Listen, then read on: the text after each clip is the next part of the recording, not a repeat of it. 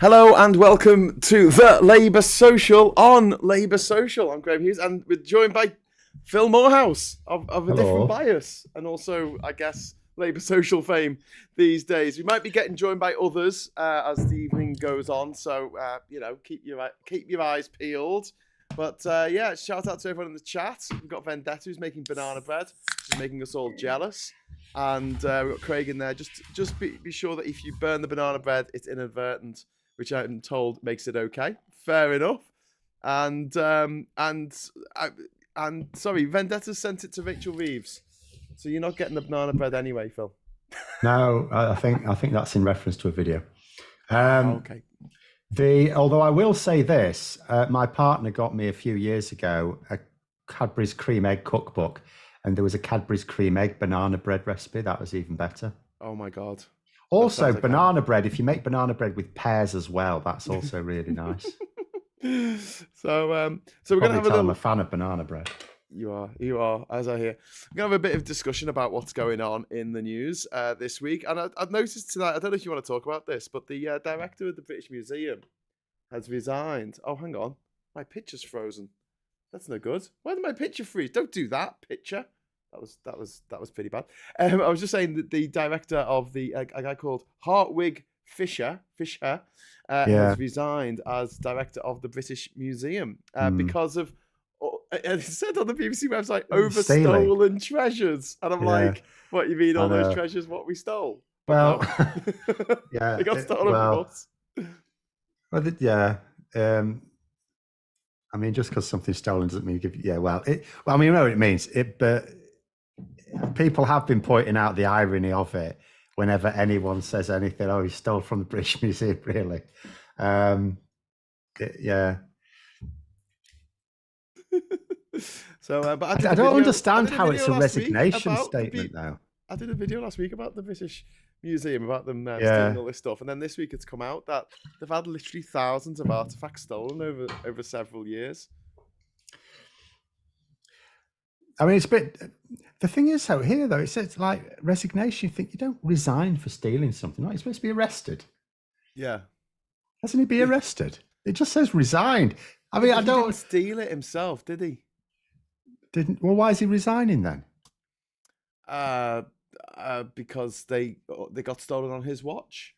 He was the inept security guard who was left looking after the diamond thief before they actually went and stole the diamonds. I don't know.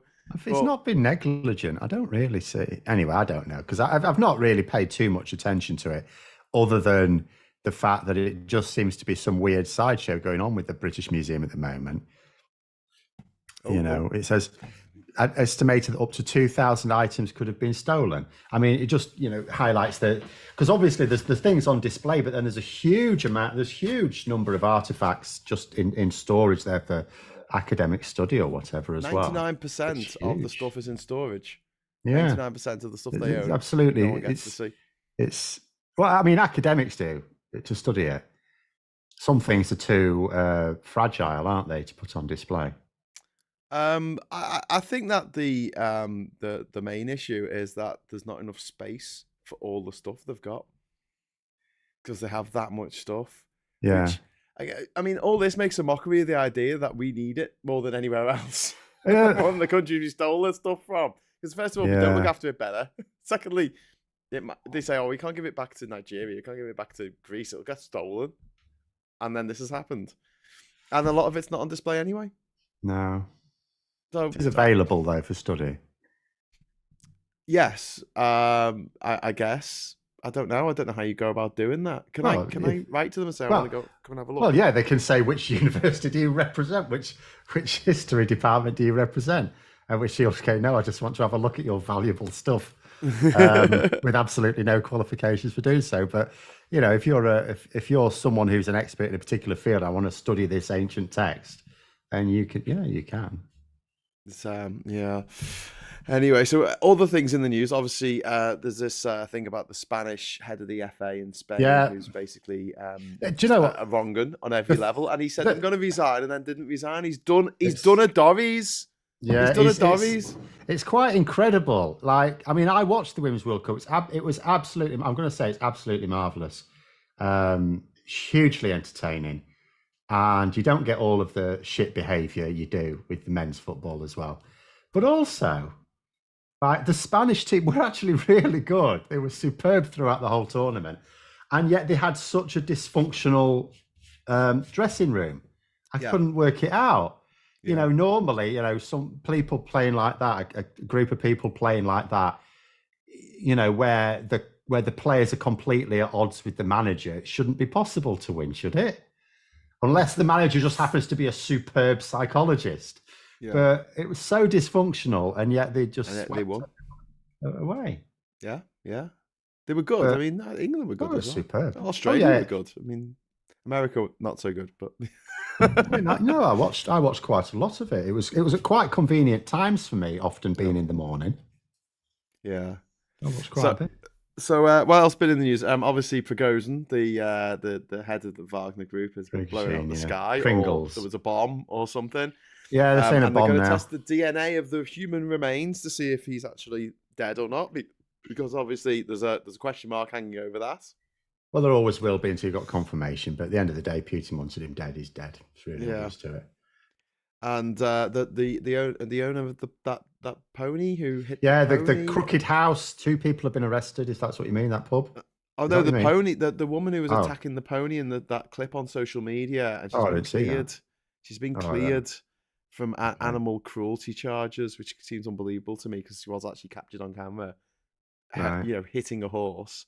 There's been 2 people arrested for burning down the Crooked House, but they've been released on bail, so they must have a bit of watch. They're not just some kids down the road, are they? Well, no, but I mean, it is quite common to be released, as long as they don't think you're a flight risk. I wonder who paid for the flight risk. Wonder who paid for that. And talking of legal problems, Trump has had his mugshot released, in which he looks like a Stanley Kubrick. Well, I just said it. Look, it was obviously because Rudy Giuliani did one as well, and he said he was trying to look defiant. I thought, well, you don't really. But Donald Trump, I thought, is he trying the same thing? Because he actually just looked like someone nicked his ketchup. Well, I mean, apparently, the Trump lot have put this image on T-shirts already to sell on the Trump site. He tried very hard to stop the mugshot being taken, and when he couldn't, he himself then sort of best form of defense is attack sort of thing, and posted it on. First thing is posted on Twitter for ages, posted it on there again to try and because he needs to get donations from wherever he can now. He's going to be facing huge legal costs, huge.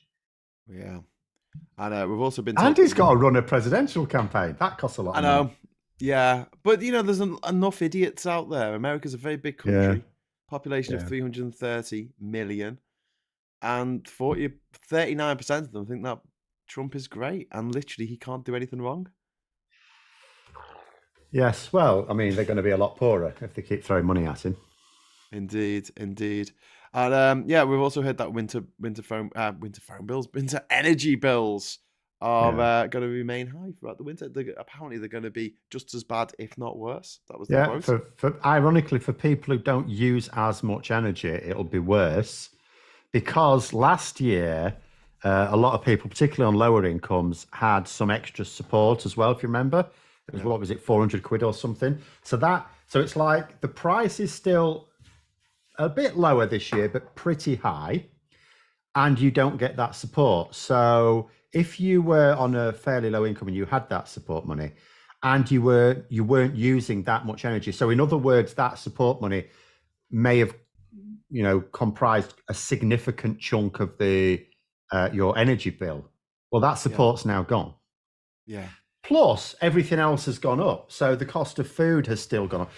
It's this annoying thing about inflation falling. And I'll tell you what I'm really pleased to see. There's something in The Guardian tonight, like Labour are going to go on the attack on the economy because they've discovered in their own polling that people, and it doesn't surprise me at all, that people are really irritated. Their target voters, Labour's target voters, are really irritated by Rishi Sunak saying how well things are going with inflation going down because they're noticing that their own financial circumstances are not getting better. No, of course not, because inflation may be lower than it was whenever, it's at the end of last year. I don't think it's actually lower at the moment than it was this time last year, but I don't know. I can't remember. But nonetheless, it may be coming down, but but the prices still go up, or the prices only come down if inflation is negative. So, but people don't get that. So Rishi Sunak's talking about how great everything's going with the economy, and everyone's going, "No, I'm worse off than last year. Will you stop being so chipper?" So Labour are sort of discovering from their voters that Rishi Sunak is actually irritating them. Yeah. What they call their hero voters. Back to the British Museum for a moment. There's a comment from John Clement saying museums are about more than display. They're also about research. But people would not want to see 100 examples of a thing that are only slightly different. First of all, I don't really see why one museum should have 100 things from another country. I think there is a benefit. I think there is a benefit. Whether it's right is another matter. But also, artifacts stolen from the British Museum. This is on the front page of the Guardian. May be untraceable due to poor records. So basically, many examples of missing gold jewelry, gems, and ancient items were not catalogued. Well, because it was just treasure hoard, wasn't it? Really, just rake it in over quite a short period of time. We'll sort it out later. Exactly, bang it in the drawers and stuff like that. I mean, there's no coming back from this for the British Museum, as far as I'm concerned. They've just shat where they eat. There is a benefit in that because of the purpose of this is research. I'm not defending the fact. There are certain things, particularly you've talked about the Parthenon marbles, Elgin marbles, whatever. Recently, there are certain if a country really desperately wants it back, I would say give it back. Yeah. But in a lot of cases, I would. Their most famous monument. Yeah. At the moment, actually, to be honest, if I was going to be hard nosed about it, I'd say wait till we want to rejoin the EU, then give it them back when they agree. You just said the quiet bit out loud. That's just me being strategic. I'm not that desperate to get into the EU, mate. I'd rather just do the right thing and give them back. But the national treasure. But with some of these things, the purpose is research. A lot of these things wouldn't exist anyway if the British Museum hadn't got them. They are useful for if a particular country does consider it a real jewel in their crown, yes, they should have it back. But for a lot of these things, it is convenient for researchers around the world to have a place where they can go and study. You don't want to have to study one particular text in London, another particular text in Cairo, another particular text in wherever the hell else. If it's all in one place, it's more convenient. But these days you could also, I don't know, for things, for most of it, it would be fine. No one's going to really give a shit. But as I say, for some particularly culturally sensitive items, then it doesn't make sense for me to be just holding on to them.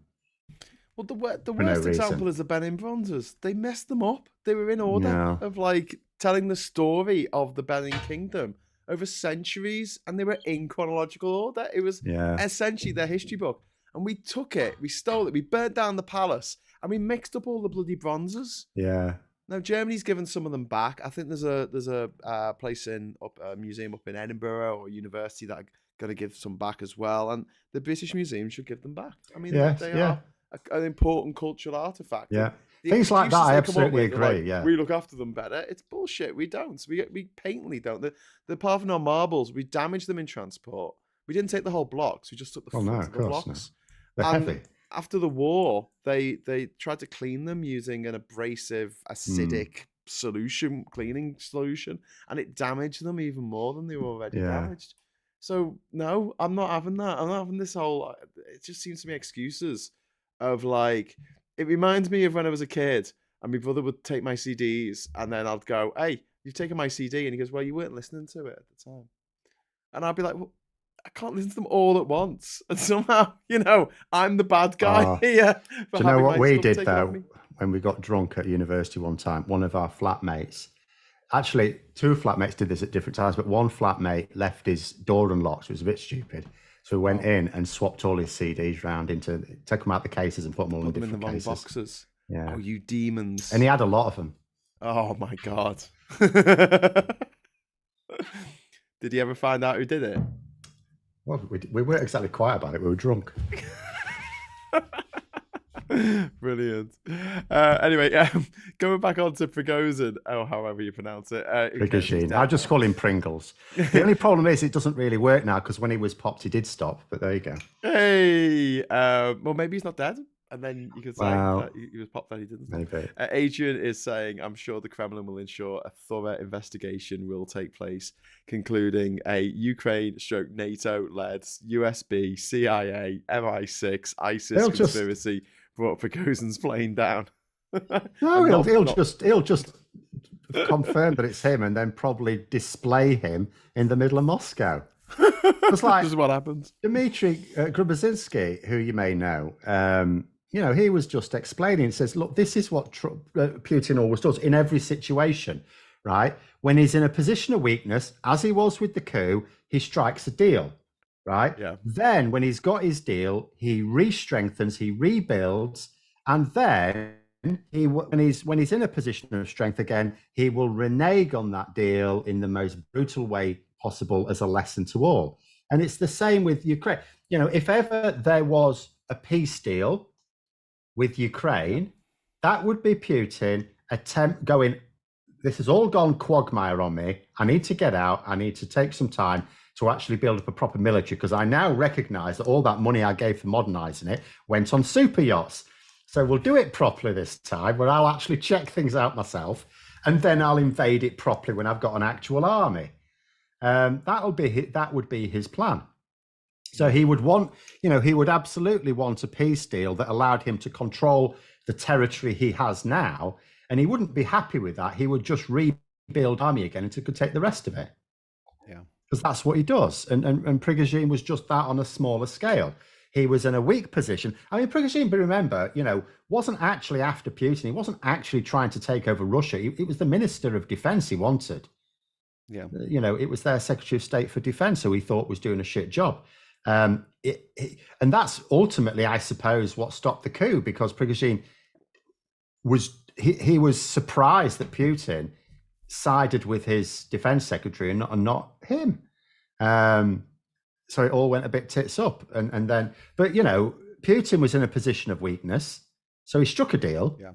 And then as soon as he wasn't in a position of weakness, he reneged on the deal. It's really that simple. Sounds like someone that we know. Was it Boris Johnson? Was that the guy? Boris Johnson's similar things. He promised everything to everyone. And then... Oh yeah, of course, but he's nowhere near in that position of power. Thank goodness. Spinksy Cat says, what are the similarities between Putin and Hitler? I think Putin's smarter than Hitler, but is surrounded by idiots, whereas Hitler was quite stupid and surrounded by very clever people. Yeah, but I would also say Hitler was driven by like an ideology, a philosophy, whereas Putin's just greed. It's just money. It's all it is. Yeah. There's no guiding political principle, whereas there was with Hitler. But that's what it was with him. Why would he invade Ukraine then? I mean, there wasn't any financial incentive. Oh, yeah, there was. Oh, absolutely. No, his power base is based on his oligarchs. He needs to keep feeding them money. But he kept giving Russia's assets to people who didn't know. Like, you'll give a mining company to someone who's bog all about mining, for example. Yeah. So just like any mobster taking over business, because they don't understand the business, they run it very inefficiently because they just want to take the money. So he needed to give them more money. So he needed more resources, hence Ukraine. That's what it was about. He needed to feed his oligarchs more. And it'd run out of things in Russia to give them. Yeah. So that's why Ukraine wouldn't have lasted forever. It would have been the same thing. And even if Putin died and someone else took over, if it was the same regime, it'd be the same deal. Basically, if you think about, you're a historian, so you know how like sort of piracy used to work. The pirate captain wasn't the person who owned the ship. They were elected by the other pirates. It was a democracy. Yeah. It was a democracy. So they were elected. The person who was the best leader and will get them the most booty. That's what Putin is, and that's would replace him. They would elect amongst their brethren and the person they thought was strategically best as a pirate captain. Pirates were surprisingly woke. They not only had women captain pirates, they also had people who were from different ethnic different backgrounds. Blackbeard's crew had a woman on it, but she had to keep her gender secret from the rest of the crew. Yes, that's true. Edward Teach. But there was also the Pirate Republic, which was for about 16 years in what's now the Bahamas, where basically the pirates ran the place until the British stopped them. But yeah, the motto of the uh, of the Bahamas, I think it's something still like "Pirates defeated, commerce restored." Mm, That's their country's motto. After they put down the Pirate Republic. mm. But there you go. Adrian is saying in the chat, I think modernizing the Russian army now will take many years. A lot of the trainers themselves have been deployed and become casualties, but that's a problem for Europe, as could still be Trump presidency 2.0. So let's talk Yeah. a little bit about Trump. Obviously, he's dominated the news again this week. And I really enjoyed that sort of first year after he lost, after he left office. Let's not say after he lost his election, but after he left office, we had about a year. We didn't really hear that much about him. No, and every Kind of time he faded did to the speak, background a he bit. actually pissed off his supporters because he was advocating for people to get vaccinated. Yes, And they because didn't all like his supporters kept dying. Yeah. He's like, "Can you stop dying, please? I need your votes." But yeah, But he was shitting the bed with his own supporters in that first year or so. Yeah, yeah. But you know what? Looking at the stats of his popularity, it didn't take much of a knock. It's been at 39% now for the last. Well, because who else were they 2.5 going to back? years. Ultimately, even boneheads can be pragmatic, and it's like, yeah, who else were they going to be back? DeSantis is an idiot. I mean, Trump is an idiot as well, but DeSantis much more obviously, and they weren't obviously going to back Biden. So, Indeed. So they've got to back someone, haven't they? But Biden's record on the economy is astonishing. That they managed to beat inflation. The unemployment is at an all-time low. The economy has picked up like nobody's business after COVID. I mean, if that's what they're going to vote on, Biden's Well, got it in the other bag. thing is it's politically smart as well, because a lot of these jobs he's creating with his Inflation Reduction Act are in the sort of places that were voting for Trump. The people that were backing Trump because their lives was, because again, it comes back to how Trump won in the first place. All he did was point out that political leaders were failing Americans, and he was going to be this it was like he wasn't even. It was a bit like Boris Johnson in that he wasn't.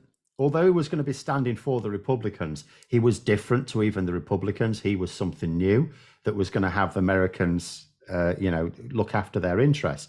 Because it was obvious Republicans and Democrats were failing a lot of ordinary Americans. Yeah. So Biden's been quite smart in making sure that a lot of this investment also goes to those sort of people. So what he should be able to do in the next election is say, look, is your life better? And they'll have to say, and how did it get better under Trump? That's what they should be asking. How did your life improve under Trump? Well, it didn't really. Has it improved while I've been your president? Yeah. Well, yeah, that's going to be for the people in the middle. I mean, for the Trump voters, their life did improve under Trump because they finally felt good about being a racist idiot. Up to that point, they'd always felt bad. Brexit sovereignty bollocks. Yeah, they'd always felt bad about that. They'd always felt, I shouldn't be a racist. I'm not a racist, but suddenly this guy comes along and says, I'm going to ban all Muslims from coming into the country. I'm gonna stop these Mexicans coming in because they're all criminals, The and ones they're like, that oh work, my god, he's just saying all these racist things, and no one's the ones stopping who work him. for him on all of his businesses. Yeah. Well, obviously, we're being asked what we think of Vivek Ramaswamy. Oh, is he that tech running? one? Yeah, he's running for president. Yeah, I don't want him to win, basically, because he's 38 and he's too young. I don't want someone who's younger than me to be prime president. It's bad enough that Sunak's younger than me. He's trying to be the smart Trump. It went on. Do you know what? I think he just thought to himself, I've got no chance here. I'm just going to go for it. And he just came out with the most reactionary things he could think of. Yeah. To just attempt to be, I'm going to be as obnoxious as Trump, but with a brain. I think that was his pitch. I don't think he's got any chance. I think he knows he's got no chance.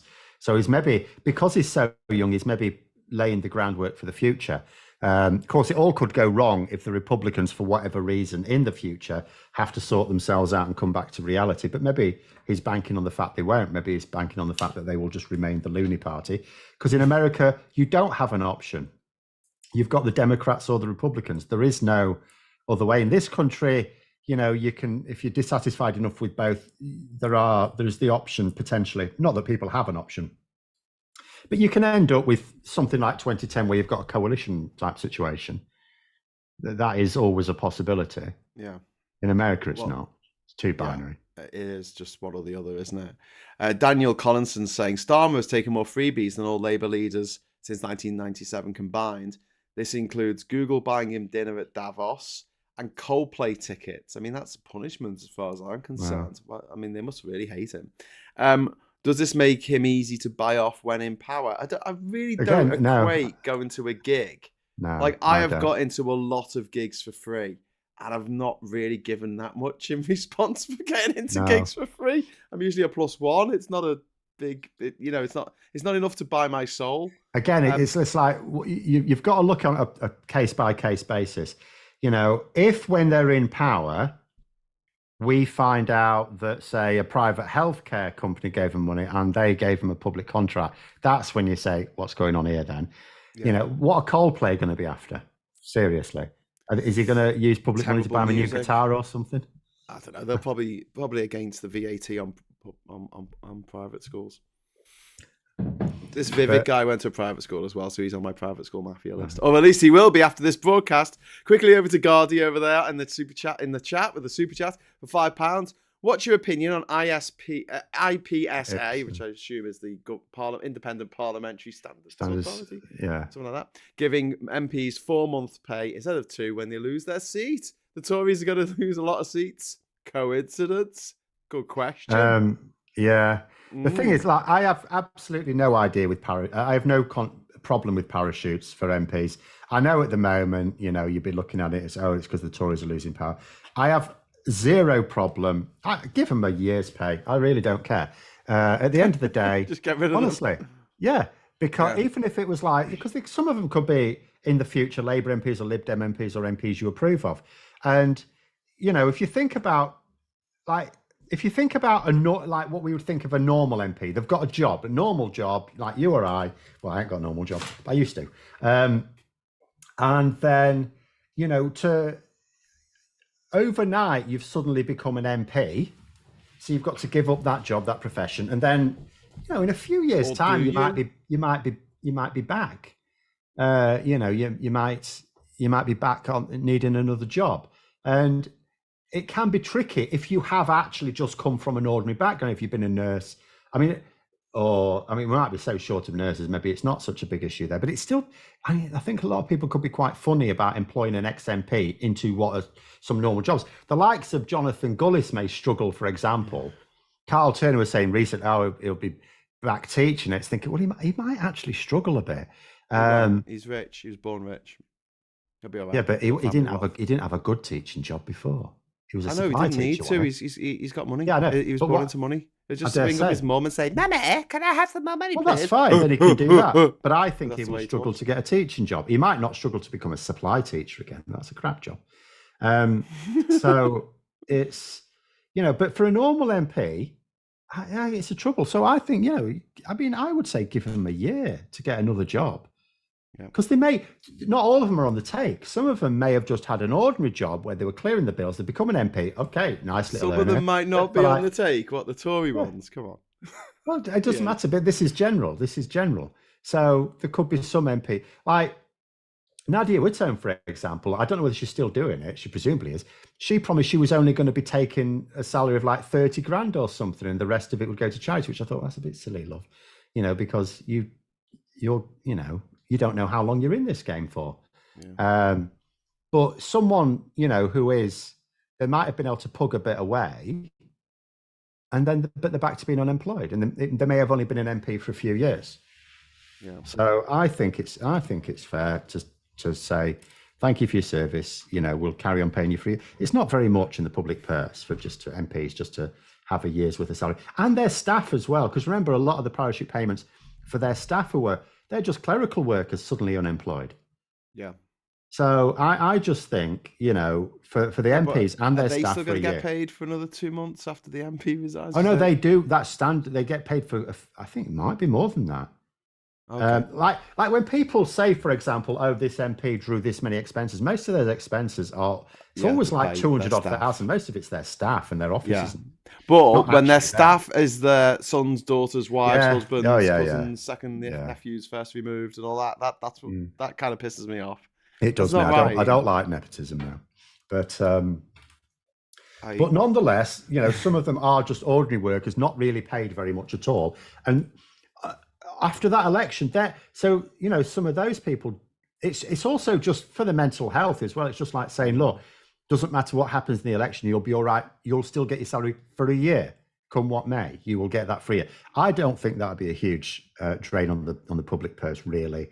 Even if you had 200 MPs felled, which we probably will have. So there we go. Felled, crying in a local gym at 4 o'clock in the morning. We're going to collect all the Tory tears together. Yes, but some of them are just workers. Some of them are just secretaries or something like that.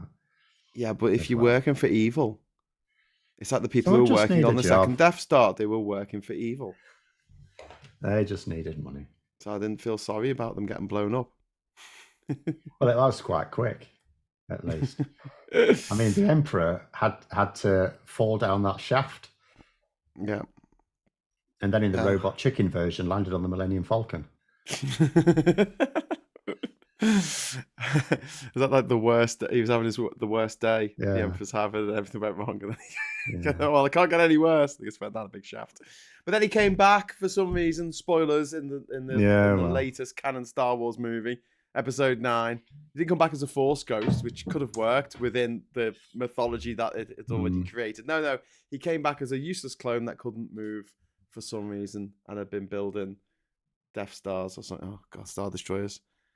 Let's not get into that. Adrian saying in the chat, the big advantage for the Tories, knowing they'll lose, is they only have to limp along until they call an election and sloganise away, solve nothing. All policy costs can be dumped on a Labour government, which is obviously something they're already doing, because a lot of their policies are like, well, in 2 years' time, this is what's going to happen. Yeah. So what do you think about Rachel Riley? Rachel Riley? No, that's off the countdown. What's her name? What's the name of our Shadow Chancellor? Rachel Reeves. Rachel Reeves, that's it. I think she said, oh, thank you. Got another beer. Cool. This one's called All Day Brunch. Okay, fair enough.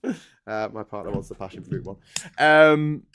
Rachel Reeves saying that they were probably not giving a definitive answer on whether they're going to keep Tory spending plans for the first couple of years, which is what Brown and Blair did back in 97. Yeah. The lack of definitive answer I quite like, because it's too easy to say. They can't say no, because immediately then the papers will just say, oh, tax and spend. Yeah, tax and spend. So, and it's easy to say yes. So the fact that they're saying, oh, we will see, to me is basically a no, but we're not going to tell you. I think the first year you're sort of stuck with them anyway. There's not a lot you can do in the first year. I want to be, like the Mad Men type person for Labour. I would have a thing, and I'll get it in everyone's head: Tories, tax and waste, and then we'll list all the things that they've wasted money on, like the £37 billion they wasted on test and trace app that didn't work. Yeah, tax and waste. Yeah. This is a mimosa sour ale. It's just not very good. Yeah, you're drinking it. It's very strange. Well, I won it in a quiz. Right. At the Hobo Kiosk in Liverpool every Wednesday night. I recommend it. Just not when I'm there, unless I'm on your team. Just saying, I agree. If you're a parking attendant looking the other way at what they're spending the money on, aren't you the tools? Argument there. So there's an upside for the Tories in their electoral plunge, says Adrian Wilson, especially seen as their core policies are all inherently dumb and extraordinarily self-defeating and self-maiming. We're having a lot of people giving a lot of hate to this guy who's running for president, and they reckon he might be wanting to run for for VP. It's Vivek Ramaswamy. Ramaswampy says it says Chek. It's just got off the top of the screen. Sorry, Chek. I can't read the rest of what you say. Oh, there you go. Another grifter riding fake patriotism for the ignorant. He said that the Constitution is what helped Americans win the War of Independence. Just never mind the 40-year gap. Indeed. No, it wasn't that far. It was about 4 years, wasn't it? It wasn't that. that much between the War of Independence, the American insurrection. And Emma Price has dropped a £10 super chat in. Thank you so much, Emma. Any thoughts on how to answer your local Neanderthal when he calls you a champagne socialist in the pub? I just said, explain what he couldn't. Did I win the point? But I'd love a fab put down line. So you need a really good line for someone who is accused of being a champagne socialist.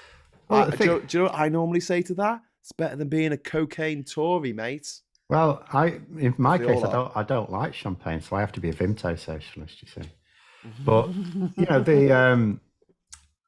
I always forget his name. Why do I always forget this fella's name? He's incredibly famous. No, Labour. Well, long time, not Labour supporter, football manager. Brian Clough, right? He was, someone said to him, because he used to donate loads of money and march with miners and all sorts. And he says, are you a champagne socialist? He says, absolutely. Because I've also got more money than I need. So, I donate it. Yeah, rather than spend it on cocaine. Yeah. Which is what the Tories do. I'd just go for the cocaine angle because if you meet a Tory, 9 times out of 10, they're off their tits on cocaine. It's the Tory way. Well, if they know Michael Gove, they do. I wonder if there's such a thing as passive cocaine. Graham is a mimosa sour socialist. Indeed, I am, and I won this in the quiz. So basically, I was given it. So there's corruption there in order to put that advert on this show for the Hobo Kiosk in the Baltic Triangle in Liverpool. Great. Unfortunately, you've just said that their beer's not very nice. No. This is. I mean, this is just in a can. It's not like coming out the tap. But they support a lot of the small microbreweries in Liverpool. This is from the Carnival Brewing Company. So that's that reputation shot now.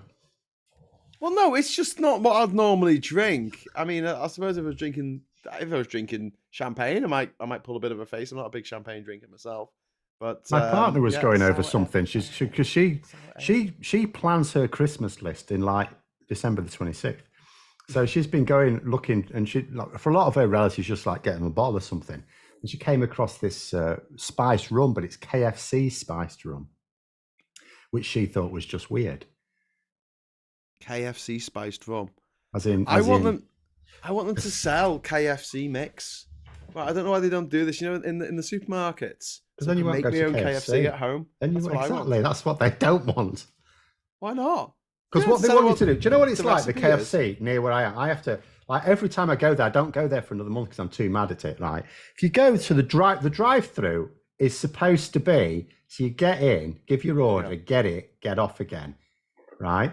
It'd be quicker to go in the store. It takes you, there's like, the last time I went, there were 2 cars in front of me. It took me 20 minutes to get to the window. It took me 10 minutes to give my order, another 10 minutes to get to the window. Was it a big order? No, it doesn't matter anyway. It took me 10 minutes for 2 cars to give their order in front of me because there's no staff on these days. Can't afford the staff. So there's like one person running the whole thing. There's down the road from us, there's a McDonald's and there's a KFC over the road, and the kids really don't like KFC. So they went to the McDonald's and I went to the KFC drive-thru, and I was going to pick them up at the McDonald's. They went with their mum, and I haven't been in Durham very long at this point. And I went to the drive-thru and I said, "Can I have 2 pieces of chicken, please, quick?" And they were like, "Do you want it on the bun?" And I said, "What, on a bun? Why would I want it on a bun? I just want the 2 pieces of chicken, with the bones in it. I want those 2. No, we have to have it on the bun. You'll have a bit of a wait if you want it on a bun." And I'm like, I don't want it on a bun. I don't know what you're talking about. I got really stressed out. And I said, no bun, just chicken, please. And they gave me these 2 little pissy strips of chicken fillets. Right, the mini fillets, Yeah, just 2 of them in a box. And I was like, "What's this?" And they said, You said you didn't want it on the bun." And that's when I realized they were saying the word bone. And they say, "Do you want it on the bone?" Which means it's an actual piece of chicken rather than a fillet. Right. That's how that's what they call things in Durham. Also in Durham, they don't put kebabs together here. Imagine going into a sandwich shop, right, Phil? Yeah. And you go in, you go, "Can I have a sandwich, please?" And they go, "Yeah." And they give you 2 pieces of white bread and then a filling in a little box, a little bag with some salad in, and there you go. There you go. And you're like, what am I supposed to do with this? And that's what they do in Durham when you ask them for kebab. I thought it was a mistake because it happened in one place. No, they do. But then They do that here. They do that here. They don't put the kebab together. Listen, right? Here's I'm the not thing, having this. right? I'll tell you something as well. Like, they shouldn't anyway, because pita bread is, you want it in naan bread anyway if you get a kebab. You don't want it in pita bread. Everyone just puts it in pita bread. When I went to Manchester, there was a brilliant kebab shop. There was a brilliant kebab shop. It's not there anymore. It's long gone. And they used to do, it was New City Kebab. It's gone 20 years ago. I think they went out of business when I left. So, but they used to do it in this really, and it was a really nice, soft, round naan. And it was in, and absolutely, really fresh salad, really lovely kebab meat, really cheap. And Abdul's kebabs did them in it may have been. But what I mean is, most put it in pita. Most put it in pita. And pita bread's rubbish. Pita bread is just rubbish. I know, it is rubbish. So it would already be a disappointing kebab. But they don't even put it together for you. You know, I've got kebabs in Lebanon, in Azerbaijan, in Armenia. You know, I've had kebabs in Iran. They wrap them up for you.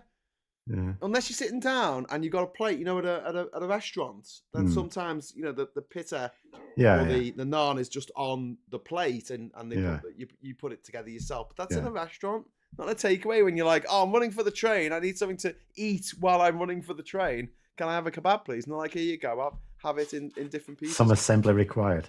Yeah, indeed. Oh, I think we've got a Scott. Scott has turned up. Hello, Scott. How you doing? He can't hear us yet. He can't see us yet. He will in a moment. Johnny Copperhead, while we're waiting for Scott to come online. Johnny Copperhead, thank you very much for the £20 super chat. You legend. Phil's video from earlier today about energy prices needs to be pushed onto the mainstream media. I don't know how we do that. Now, where's my bloody champagne? Says Johnny Copperhead. You could have spent that £20 on a bottle of champagne, but I'm very glad that you gave it to us instead. Anyway, Scott, how you doing, mate? You all right? I'm fine. How are you? You all right? We're fine. We hear you've been having some problems with the guy what wrote Father Ted, who's turned into a massive transphobe in his old age. What? Did we not talk about this last week? I can't remember. Yeah, I think we did a couple of weeks ago or something. Yeah. I thought it got worse since then. Whoa. And he found someone else to pick on. Huh? Hasn't he found someone else to pick on? He finds someone new every day. Like that's his MO. This is what he does. You know, the one up to New Year this year, right? And like, it's not like I was on Twitter on run up to New Year. I saw this afterwards. Went, oh my god! He put out about 27 tweets in the final hour of 2021, 2022. Obviously on his own, going on and on about how much he hates trans people. Yeah, that's how he spent the last hour of the year. This is like Lawrence Fox again, isn't it? It's like, except Lawrence Fox went doolally after his relationship broke up. Well, Graham Linehan, he went crazy before, and then his wife and his kids were like destroyed his relationship. Bit too crazy. Yeah, he destroyed his marriage just with the obsession against trans people. The story is, again, real quick, I guess. I'm here. I decided one day, Rosie Duffield decided she was going to pipe up and say something, and I just get so annoyed every time she says something, and I don't think she belongs in the Labour Party, and it really upsets me that she's there, because the Labour Party was really founded on being, diverse and accepting of other people, and she is not that. That is not her in any way, shape, or form. So, and sometimes when she pipes up, I'm just like, I'm on Twitter, I see it, and I'm just like, oh my god, just leave it, Scott. She's not worth it, mate. Leave it. Yeah, right. I know.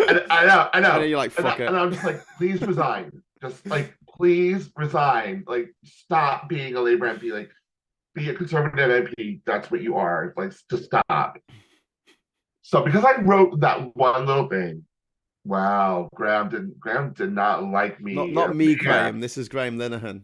Yeah, Graham Linehan did not like the fact that I told a lady what she needed to be doing. Oh, that's his job. Because of her views. That's his job. he told a friend of ours that she wasn't a real lesbian. It's like, okay, then. All right, if you say so. She's like, well, I'm sure my partner's going to be a bit upset about me not being a proper lesbian, but never mind. He's homophobic as well as transphobic. Yeah, he is. Yeah. But like, it just seems. Do you think that he's had like a mental break or something? Do you think that like he's just lost his marbles? Because I think so. Because like people can have certain views, and they are what they are, and but it's like you've said yourself, it's an obsession with him, and he, you know, and it's caused him to like destroy everything around. He's destroyed his life, really, over it. And you know, what for? What does he actually like? What does he want to happen? That's what I wonder about some people like this. There are people who have various views, and there are some issues where people do feel that, but you know, this is impinging on these rights, and you've got to work on something where everyone can live in dignity. But you know, it's like, what do they want to happen? Like, what is their manifesto? I don't ever really see that. I just see the attacks. Because I actually think I still follow him on Twitter, because I followed him a long time ago before he went off the deep end, and I don't really unfollow people, because I go on Twitter specifically to see mad things. That's why I don't go on it. I just get too upset. I just get too angry. I just like, I can't take it anymore. Scott, there's a message from Johnny Copperhead who's kindly dropped £2 into the super chat fund. Is that a Powerwolf t-shirt, Scott? I think it is. It certainly is. It's no ordinary wolf. We are sainted by the star. Brilliant. Love it. Love Powerwolf. They're like one of my favorite bands. I absolutely love them. Yeah. So, no, it's very strange, isn't it? Like, see, I know you brought up like Lawrence Fox as well. For me, like what Lawrence Fox is doing, he's read a alt-right American handbook, and he regurgitates those same points. Whereas Graham Lineham has just become obsessed with trans people, gender, all of that. Like, he's just a copycat. There's not an original point that comes out of his Twitter that has not been written somewhere else before. Yeah. But I'm just saying that because you mentioned it before. I had the pleasure of working with Lawrence Fox a couple of times. Did you? It's a shame he came across as a very nice person. Do you know what I mean? Like, I don't rate his music career, but you know, it was a job at the time, and just what he does is just copy what has already been said once before by lots of people, maybe probably years ago. They're very old talking points. HK is pointing out in the chat that Richard Alawale is Lawrence Fox's brother-in-law, which is very true. But Ayoade, sorry, I pronounced his name completely. I'm butchering his name. They all went to private school together. Yeah, I'm sure Lawrence Fox at one point was a liberal, but he's just, like I said, I think he's a grifter. I think he's he's definitely a grifter. Whereas I think that's the big difference between him and Graham Linehan. I think that Graham Linehan has honestly just lost his freaking marbles. Like, really same thing with J.K. Rowling as well. She's got no reason. If I was that rich, and I've said this a few times, if I was that rich, I would find some beautiful, unspoiled beach in some beautiful country somewhere in the world, and I would sit on that beach and I would drink strawberry daiquiris on a hammock and write books. That's what I'll do. That would make, and every night I'd have a barbecue on the beach, and we'd have a fire, and we'll dance and put paint on our faces. It would be brilliant, and I'll meet people from all over the world because people come and visit. And I'll have my whole place like open on couch surfing for people to come along if they want to just disconnect from the rest of the, I'll do that kind of stuff. I wouldn't spend every waking moment on bleeding Twitter going, I hate trans people. Why would you do that? It is a waste of life, and And then what he did a couple weeks ago with the whole Edinburgh Fringe thing, which really got a lot of publicity, because his show was canceled by the venue, and Yes. then he did a little thing outside. But it's hysterical because this thing he did outside, there couldn't have been more than 40 people. He had a bit of a breakdown, didn't he? That's what I mean. I think he's had a mental break. Could have been more than 40 people, but the press all gave it this whole anti-cancel culture narrative towards it, you know, because there seems to still be this thing in the press where you can legitimately be transphobic and just say it's an opinion and it's okay, which is, just so insane to me. And at the moment, it drives me so crazy when it just keeps seeing well, I believe this and I think that, and I'm allowed my opinion. It's like, well, if we put people of color in the word, replace that with, replace trans with that, nothing you say would be acceptable right now. No. It's the same thing. Yeah. But yeah, I mean, there's people in the chat talking about Graham Linehan, and we've got I like this one from Nick. Phil's opinions are close, Linehan's are far away. And John's pointing out, John Walters pointing out, John, come on the chat, mate. I don't care if you're drunk. Peter Sarafinovich is Graham Linehan's brother-in-law. Well, there you go. They didn't go to school together. I can confirm that because Pete's from Liverpool. He actually went to SFX, and his brother went to my school actually in Liverpool. There you go. There's my tenuous connection with the Star Wars universe because he did the voice for Darth Maul. Anyway, Excellent. So what's this? Oh my god! Mike saying sitting in a breach on a breach. I didn't say breach. I said beach. Is my idea of hell. I would build a house on a mountain overlooking an alpine lake. That's fair enough. Mike, I've got to say that I'm not a massive fan of beaches in general because if there's no shade, I burn. Obviously, being quite fair. So I don't like that. However, a couple of palm trees, a nice breeze off the nice lapping of the water on the shore, and it not being cold. Those things appeal to me. I've got to say, as long as I'm in the shade and I've got my hat on. And a good book. I'm either writing a good book or reading a good book. If Pineapple Boy is out there watching this, that's the kind of environment that I could write my next book, Top of the World, which is coming soon. I promise. I've been saying this for the last 6 years now. It's getting a bit embarrassing. Anyway, so yeah. So Scott, were you watching before, or have you just come on?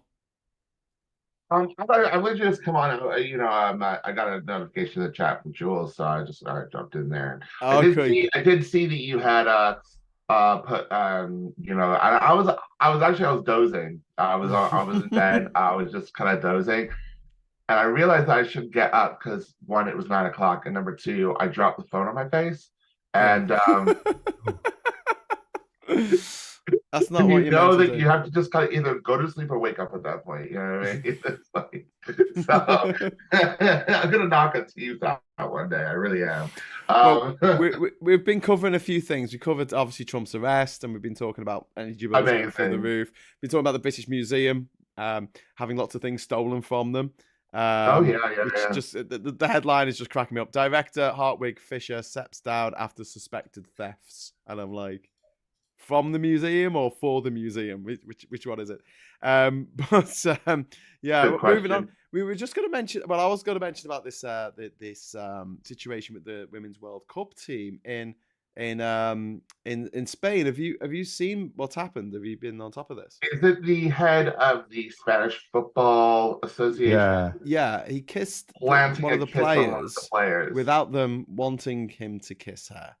Yeah. And he was supposed to resign, and then he refused to resign. Well, the plot thickens. The Women's World Cup winning team have refused to play until the head of the federation is removed. So that's going to get it quite interesting, isn't it? Well, I hope it works. What he did was out of order, and he would never have done that to one of the male team. So he had no right to do it to the female. But imagine if he had. Imagine if he had, Scott. Imagine if he was gay and he kissed a bloke on the lips. who just won the World Cup. Yeah. Could you can feel the outrage from here, can't you? You can feel the brains exploding. Yeah. I mean, the thought of that is ridiculous, right? So how dare you enforce your sexuality on the rest of us? Stop putting it in our faces. Well, come on. Most of the most of the women football players are probably not very straight. Yeah. Spaghetti lesbians. Huh? Spaghetti lesbians, straight till wet.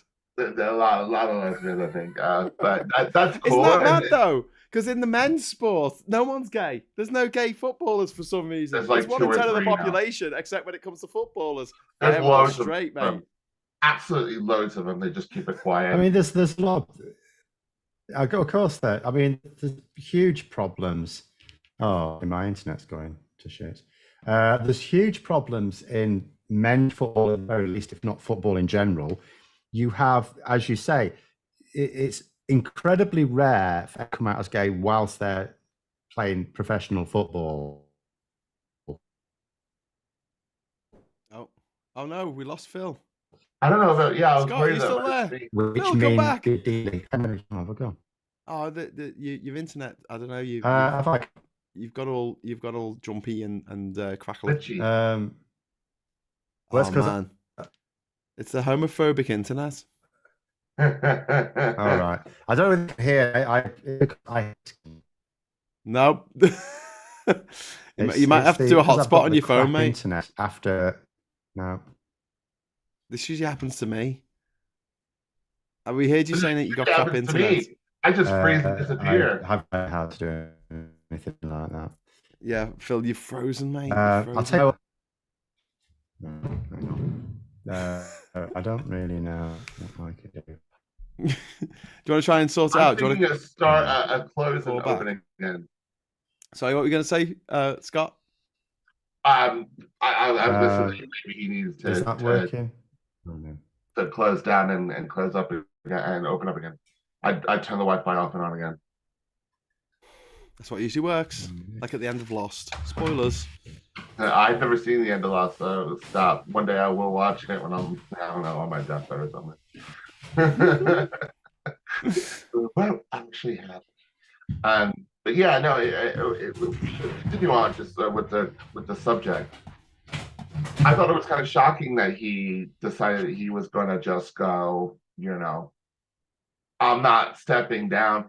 But again, I think this is his stand on the cancel culture, on the idea that, But do you know what really fucks me off about all this, Scott? Is that it distracts, doesn't it? It massively distracts from this amazing win of the women's team, the Spanish team. Yeah. They won, and he's the story. The World Cup, and a man is the story. Yeah, fucking typical. And also, I mean, even before that happened, the man was the story because the coach, not the coach, the manager of the team is an absolute wrong un, and the team weren't even bloody working together a year ago because of this guy just being a pain in the absolute arse. I mean, it's quite grating. It's quite grating that we have a situation where every time like a woman tries to do something, a quasi-quarteng comes along and says, "No, do this instead." Can we play quasi-quarteng for Liz Truss? It looks like Phil's there, and possibly. I did a crazy. Basically, what's happened is my fiber internet went down over a couple of weeks ago, and they're utterly useless, and I haven't been able to fix it yet. So I have the backup Skype, which is utterly useless, but that is just its normal operating mode. So what I've done, I've gone for I've now got both connections. So it will alternate between them. Who knows what will happen? But I've got now 2 crap connections, which might add up to one reasonable one. So what were you going to say? Sorry, Scott. What were you going to say? I was going to ask what Phil was going to say. I was interested to hear what he. Oh, sorry. So what I was saying when I've cut off, I don't know where I got cut off. So I was just saying. That's okay. Within football, you notice it in the men's game particularly. You have a lot It's incredibly rare to have someone openly gay Yeah. Oh no, you've got off again. in professional football, which means there must be a deep. For fuck's sake, have I? Sorry. Yeah, Phil, you went off. I don't know. Right. Oh, well, no. do you know The what? internet is homophobic. The internet hates us talking about gay Yeah. people. Doesn't like Phil talking about gay people. I'm gay. I can talk about them all the time. But isn't that? I mean, content. because we had this in the acting profession for a very long time, didn't we? With people who were obviously gay, but they could never say that they were gay because then they'll lose their leading man status and all that kind of stuff. But surely those same people are still gay and not out. Yeah. It's where the presence is the younger people and the newer people coming in. Yeah. So when we think about certain actors, I'm not going to name any names, I'm going to get in trouble or anything, but there are certain John Travolta, Tom Cruise, Kevin Spacey. Kevin Spacey came out. I know, but only because he had to. Only because they were taken into court. That happened this week, didn't it? He got cleared. Yeah, he got cleared. This week or last week? He got cleared of being a lech. Yeah, which is I was a little shocked actually. I didn't think he was being cleared. I thought he was going to get done for that. Yeah, I thought. But the problem is, it's one of those things that's difficult to prove. Obviously, I just want to point out Mike Organ, which is that your real name, Mike? The ending of Lost was the most obvious ending in TV history. A real disappointment. I actually told my sister halfway through the first series. I want to write my own last season of Lost. I want to write my own last season of Game of Thrones as well, and my Star Wars prequels and sequels that were just better than what they actually did. And I'm going to use AI to actually make them into actual things that people can watch. That's my plan. Because my ideas were just so much better than what they did. And it's painful. I don't mind it when it's just like a bad film, like The Room or something. Just a bad film. Or Showgirls. It's just a bad film. Who cares? Yeah, Battlefield Earth. Go back to John Travolta. I got fucking halfway. I got half an hour into that film. I turned off. I managed half an hour. I went, nah. It was the angles.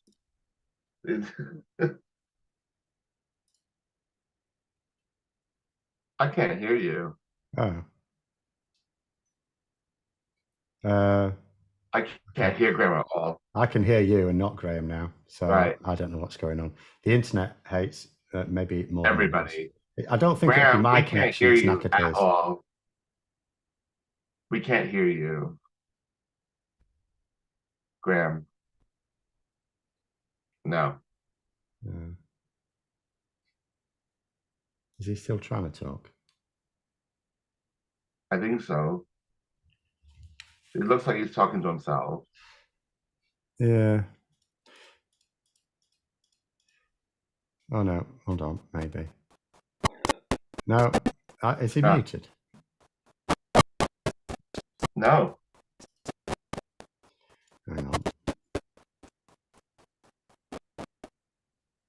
Is anybody in the chat saying that he's...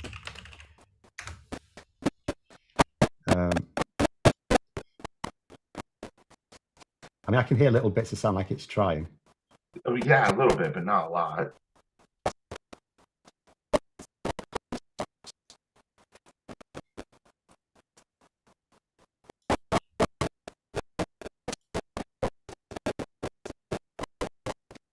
Okay, well. I joined and it's all gone wrong. This is what's happened. You guys probably had a very smooth show going on, and then I joined, and it's like your thing starts messing up. I think it was sometime after it. I don't think you need to blame yourself. No, I Raymond. Someone can hear Phil. No sound from you, Graham. Yes. Okay, maybe he recognises he's got an issue now. I dare even go back to what I was trying to say before because it just keeps cutting me off. Try. Well, so I've already done the first bit, I think, maybe. And the second thing I was going to say is we also have a lot of black players in football and not really black managers. Yeah. So there's an issue there as well, as far as I'm concerned. I mean, football really has clearly has a lot of issues that it's, you know, officially working on, officially trying to combat. But you know, there doesn't seem to be enough really open debate about it. For example, you know, we can have like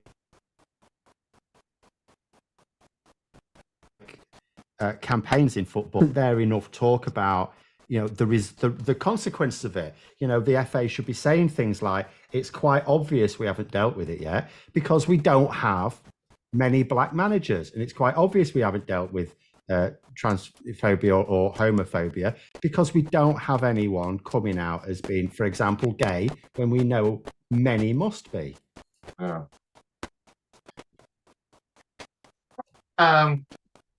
Well, yeah, and I think this is a whole problem probably within the hierarchy of the organization rather than maybe even the players themselves. Maybe even at the club level, it may just be the culture at club level. It could be very much so. But the fact that there's no there needs to be an open discussion that, because you can almost get the impression that they're tackling discrimination amongst football fans rather than within the game itself. And I think there needs to be. We know we haven't sorted it until we've got openly gay footballers who are comfortable coming out, and we've. Oh no! Oh no! And we've got this roughly. What was that last bit? Oh my god! I hate KCOM. That's the last bit. I absolutely hate KCOM. They're ourselves. I also hate Sky, but I hate them less because I'm not paying them as much. Zoom's a bit of a bastard today. Well, mind you, Graham, did you accidentally unplug your mic? Yes, I did. And the way I did it is the mic lead on my little Yeti mic here, which you see the grey lead down here, it's actually connected to an extender so that the cable's longer to get into my computer. And I put my feet out at the back of the desk and it pulled the USB out of the USB extender bit. So that's what happened. But, you know, I had to leave the conversation for a moment. But I was in the middle of telling you what I would do at the end of Lost, but obviously you guys couldn't hear what I was saying. We'll just have to wait for your AI version to come out. Yes. Oh, you got that far? Oh, that's good. Oh, yeah. And I'll be honest with you, I wasn't angry at the end of Game of Thrones. I really wasn't that angry. Really? I was a little disappointed because it wasn't a little disappointed. I haven't seen it yet. I was angry. See, the problem is, it's people like. See, I watched it very late. Sorry, it's ruined it. I've got the series 7, and I haven't watched it because everyone literally like this. I would be disappointed if the child I had raised as my own for 27 years turned out not to be mine. That would be disappointing. What happened? Game of Thrones was in another league to that. But it's the thing is, like people. You like it? Watch it. For years, I wouldn't watch it, and then all of a sudden, I just basically got them on DVD, and I was watching through them all, and I watched all the way through to the end of season 6, wasn't it? But the season 7 hadn't at that time come out, and I wasn't going to watch it on television. I just used to watch it on DVD while I was doing something else because I don't like watching television. I don't like because it's too passive. Whereas I can watch a DVD while I'm doing something else. So I did that, and I binge watched basically the first 6, and I thought, okay, and it was going a bit crap afterwards. But I gather that it's because they were based on books, and then they weren't. Yeah. They've gone past the books. They've gone past the books, yeah. So maybe there's a bit of that. Yeah. So, and I haven't read the books either. So then I got the 7, and I'm used to some people saying, "Oh, this is good," or this is crap, and it's like, well, okay, I'll see what I think. Everyone I know and everyone I don't know has said it's crap. So I'm thinking, well, why would I bother? I've got the discs. And like my partner keeps talking about rewatching them. So I think, well, maybe if she rewatches them and we get to the 7, she'll watch that and I'll just watch it. Maybe. You do it just to find out what happens at the end, because but I can't bring myself to watch. I'm not sure I care if it's crap. I don't think it's that horrible. I really don't think it's that bad. It's when you've seen obviously the other 6 seasons, some really, really epic television. You do feel a sense of disappointment. Scott, as James once sang, if I hadn't seen such riches, I could live with being poor. Well, It just sit just down, Graham. I just. am happy. But I'm I happy mean, to say that. we talk about this stuff, but I mean, they started off thinking that George R. Martin was going to finish the book cycle before they finished the series, because they were like, "How Yeah. long is it going to take to write a book?" And he Has he, still has hasn't he finished even it. bothered? Has he just just decided to just not even bother now making another book? Apparently, he's finished. Apparently, it's coming out. Really? That's the last I heard. But HK has just put £10 in the super chat for our technical difficulties. Thank you very much, HK. Towards the cost of a portable palm tree on your beach. Thank you very much for that. Or decent internet, or a bloody cable that doesn't get disconnect when I accidentally kick What it. he'll do, he'll be in his hammock, and then he'll stretch his legs out, and then he'll hit And one of the I'll ropes, and disconnect. he'll fall on his ass. I'll disconnect the island and then plug it back in again. Because that's what happened at the end of Lost. Spoilers. Agent says no one can doubt this is a live show. Keep up the good work. Very true. Very true.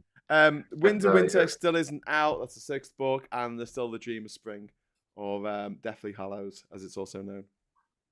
And we've got some people with the giving the hands up of thumbs up for The Expanse, Fringe. I think that was by the same people who made Lost, wasn't it? Fringe. And then Invasion and Foundation are almost as good, says Mike. I thought that was Asimov novels. I didn't know we actually made anything of them yet. It's coming back. What's this? Amazon, we're doing something slightly different. I watched the new season of Good Omens, which was okay. I like the main two guys, but it just seems a bit, I don't know, small compared with the last one. I can't get on with their original stuff at all. What Good Omens? Yeah, Amazon Prime's original. Nothing grabs me. Yeah, fair enough. Yeah, I tried. What was the one Preacher? I tried that. I got through a few episodes, but I just kind of lost interest. Yeah, that had the kid out of Mamma Mia, who played this badass preacher who went around like blowing people away. That's right. Now he's been in a few other things as well since. He's a British American actor, if I'm not mistaken. British American Indian, I think. But it is funny to see him sing in Mamma Mia if all you've known him for is Preacher. It's like when you see Paint Your Wagon, and it's like a musical with Clint Eastwood. It's Clint Eastwood and Lee Marvin in Paint Your that's Wagon. right. Yeah, that's it. Yeah, and it's a music. It's just bizarre. Yeah. Well, did you guys see? Did either of you go watch the Barbie film? No, my partner has. I don't actually like watching. I don't like watching things because when I'm just sat there doing nothing. So I don't like the cinema. Right. I don't like television. So no. Do you like Mondays? Well, I like Mondays because I get to do whatever I like. So I don't mind. I was just gonna remark about how you say Clint Eastwood and this other guy. I kind of felt the same way about Ryan Gosling, to be quite honest. No, he's just in the same movie he's always done. It's Ryan Gosling and the Robot Girl. Yeah, but that in Blade Runner, he did that in what was it called? Literally, was it called Ryan Gosling and the Robot Girl? There was a movie about literally that was the plot. I'm thinking the real girl. That movie he was in where he had a doll and everyone had to pretend she was real. Right. And then he was in Barbie, which was about a doll, and everyone had to pretend she was real. Yeah, but like I'm thinking of stuff like Drive, Last Pine of the Ides or whatever, Ides of Pine or whatever it was called. Those really serious films that he was in, and then now all of a sudden now he's like this little. That's a great movie. I've done Barbie and then I did Oppenheimer. I thought Barbie was wonderful. That was really good. Yeah, I liked Oppenheimer, except so every film I watch at the moment has subtitles because my partner's deaf. But I went to see Oppenheimer with Ben Chambers, who does 60 Million Rising, and it didn't have subtitles. Night. That's a shame. And I'm just saying goodnight to my stepdaughter. Yeah, they didn't have subtitles, and I really missed them. And someone did this. It was Red Letter Media did this on the internet. They got shots from 12 Angry Men, the classic Henry Fonda movie, and they just put like they put like this soundtrack on the top of these people talking in a room, and it's like, hum, bum, and it's like this really portentous music over the top of this conversation, and you can't hear what they're saying, and that's what Oppenheimer was for me. It was just like, can you please just, Christopher, can you just tone down the music a little bit so I can understand what's saying? So I really, really miss the subtitles in Oppenheimer. I wish it had had subtitles. Message out to all of our chums who run cinemas. But yeah, good movie. I like Mission Impossible 7, but we missed the end because they had to start it again because they messed the subtitles up, and then we had to get the train home. And it was the only showing in the whole of the Northeast, so we had a 40-mile round trip to go and see a movie at the cinema, and we couldn't watch the end of it because they messed up the subtitles and had to start again. Equality. My last partner was hard of hearing as well, so everything we watched on Netflix had to have subtitles. It took me probably about 3 or 4 years after breaking up with them, weaning myself off having subtitles on every TV show I watched. Like to the point where it's like for 3 or 4 years, I consciously put them on. Do you know what I mean? Yeah. So I don't. No, but I prefer it. Except, and to go back to Good Omens, which I mentioned before, whoever did the subtitles for Good Omens was brilliant, because when they told a joke, they left the punchline until the character actually said it. So you don't read the punchline before they actually say the fucking joke, which is what they do in so many movies. And I saw The Death of Stalin with subtitles, the Armando Iannucci film, really funny, but the subtitles wrecked the movie because they told you the punchline before the character said it. They told you the funny thing they were going to say before. You know what's going to happen at some point? This is the future, right? They're going to put me in charge of subtitles. No, better than that. You won't need subtitles, right? When we eventually get glasses that work, like smart glasses, you'll be able to have subtitles come up in any language. Yeah, do it all for you. And it'll be brilliant for me, because when people come up...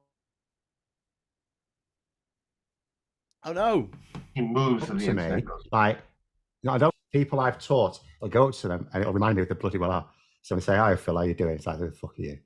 Oh, you taught me 5 years ago, did I? All right. So it might help me remember things like that. It could be quite useful. But it will certainly,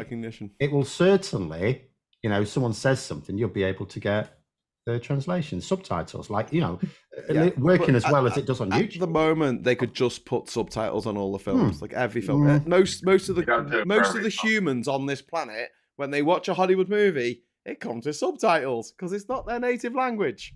The vast majority of people, it's not their native language, and not all countries dub. I'm looking at you, Germany. There's some great dubbing in Germany, though. When I was a kid, and I used to watch, when I was learning German GCSE, and I was really into it, and I used to watch German telly to practice. Their Popeye is brilliant. Their Popeye actor, when he does the laugh, it sounds like a machine gun. It's fantastic. Well, I always liked back in the day when you used to get black DVDs on the beaches in Thailand and stuff. You'd get these wonderful sort of Chinese translations that have been transcoded from English into Chinese and then back into English. Yeah. And the best one I ever saw, I watched this when I was in Thailand, and it was obviously, I don't know, a black Chinese DVD, and it had subtitles, and it was Star Wars Episode 3, I think, and they kept on calling Anakin Gold for some reason. Right. The Wookiees were called the Black Uns, as in apostrophe UNS. Right. And the Jedi Council, and you can look this up, this is genuine. For some reason, it mistranslated it as the Presbyterian Church. So you had young Anakin Skywalker, or Gold, as he's known, Gold Skywalker, basically saying, I am old enough to be in the Presbyterian Church. Why won't you let me in the Presbyterian Church? And they're like, no, we only allow Jedi Masters in the Presbyterian Church. And he's like, shit. It sounds like real life, really. So in this translation of Star Wars, if you couldn't actually hear the soundtrack, you would believe that Anakin Skywalker went nuts, killed a load of kids, because first of all, they were calling him by the wrong name, and that's not very nice. And secondly, they wouldn't let him in the Presbyterian Church. Made the movie a lot better too, as well as I'm concerned. But there you go. But yeah, I would like to see all movies in the UK in the cinema with subtitles. I think that'd be really good, personally. It would be very, very good. And young people watch stuff with subtitles anyway. I don't see what the problem would be. That's because they're usually on their phone, so you can just catch up real easy if you read it. Yeah, and people say, oh, people complain about because people complain about them and I get this, because they don't time them correctly, and so you get the punchline before the gag, and that happens in a lot of movies, which it's all about timing, isn't it? Or the spoilers. So like if I'm watching, I've watched RuPaul's Drag Race with the subtitles. I mean, it tells you who won the challenge before they told the exactly challenge, or who's going home before they told them on the show who's going home. Do you know what I mean? So, yeah. Sometimes in the subtitles as well, they'll give away the name of a secret character instead of just having like in square brackets man or woman. It'll actually say the name of the character that you're not supposed to know at that point, and you're like, spoilers in the captions. So it's two things: we want better subtitling, and then when we do have better subtitles, we want them on at every better screening spacing, in the land. Better spacing and placing, and better fonts. Let's have some really lovely fonts. And just the way that the fonts are horrible. Screen could be nice. Do you know what I mean? They don't have to make it horrible. A little bit of Comic Sans, look like 8-bit. Imagine watching a whole movie with the subtitles in Comic Sans. Well, they did that with Papyrus, didn't they, in Avatar? And in Avatar 2, it's still in Papyrus. Comic Sans is a really easy font to read. I don't know why everyone hates on it. Because it's for children. It's easy. It's easy to read. That's why it's for children. Do you know what? A guy I know wrote a book, and he had it typeset in Comic Sans, and he gave me a copy. I was like, oh, cheers! And I kind of opened it up and went, oh, thanks. And I've never read it because it was in Comic Sans. You just can't bear to look. I don't understand. I don't understand the hate. It's much easier to read. I used to use it for my students because it's easy to read. How old were your students, Phil? Well, it depends. I mean, some of them were like 10, some of them were like 19, but they all found it easy. 19? Oh, come on. You know that I got my release papers when I got out of jail in Cape Verde in Africa. They were in Comic Sans, and I've never forgiven the font, nor the authorities of Cape Verde. No professional body should be using Comic Sans at all. The purpose of communication is to be understood, so it should be in the clearest font possible. It's not to antagonize, though. It's not to. I don't understand why it antagonizes. Because it's Comic Sans. I mean, I scream that with bad kerning, and I scream. I just get very angry. Someone said in the chat, "This is a great political." All the things to get angry about. Comic Sans makes me angry. It makes me so angry. Hulk smash. So Comic Sans walks into a bar. How to trigger Graham? Give him a letter in Comic Sans. Scott, what Comic Sans walks into a bar and the barman says, "We don't serve you." Get out. I know you're time. Get out. Ba-dum. Mike is saying in the chat, watching my brilliant friend in Italian with subs. My partner, who speaks fluent Italian, told me the subs were not exactly what was said. A good series spoiled, and she's clueless why. Well, you get that a lot with if you watch any Japanese anime, you'll see that there is a big difference, especially like Howl's Moving Castle, Spirited Away, stuff like that. Akira, there's a big difference in the subtitles and the dubbed version because they've got to try and shoehorn what they say into a certain amount of time, and they do that. But also, a lot of older films, the subtitles are simplified English. So if you watch Mary Poppins on DVD, you'll notice that the subtitles don't match with what they say on the screen, because back in the day, they thought that deaf people were stupid and they needed like simple words so they could follow it. Yeah, I've seen that on certain things where it's so it doesn't have in the subtitles then Dick Van Dyke is American, so it's putting on an accent, but for some reason it's Australian instead of Cockney. Yeah, indeed. No, it's just that they simplify things. They simplify what people say for this patronizing idea that deaf people are also stupid, which isn't very nice. But yeah, Comic Sans is for window signs for pubs with Union Jacks and gollywogs on display outside, says Lee Korn. He's not a fan. He's not a fan of the Comic Sans. And Jez Hunt says Comic Sans is the Tory of the font world. Thank you, people in the Nonsense. chat. Perfect analogy. Nonsense. Absolutely perfect. Fuck Comic Sans. Absolutely perfect analogy. Phil is devastated by that read, by the way. He's not happy. I might start using Comic Sans on my thumbnails. Go to No, do not. Do not. Okay, Phil, you got a fan in I'm not going Sfax to. who's saying, I love Comic Sans, but I also sleep with a plush T-Rex almost in my 30s, so ... Dave Moore's just saying Comic Sans lead to anger. See, it's the downfall of any good Jedi. I heard there's a Lee Anderson font.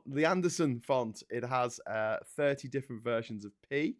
And Svak said, I think simplified English is more for foreigners who are struggling with language a bit. It would have been perfect for me in university. Yeah, but in if you have a look at the subtitles on DVDs and things, it'll say like English for the hearing impaired, and it's not necessarily the script.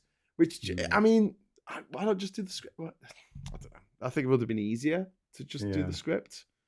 But there you go. But these days, back in the day, if you wanted to have a movie that had subtitles, you had to have a special print, and they would have like one print that would go around the nation with subtitles, and that would be, you know, the big movie would have one print with subtitles, and it would travel around.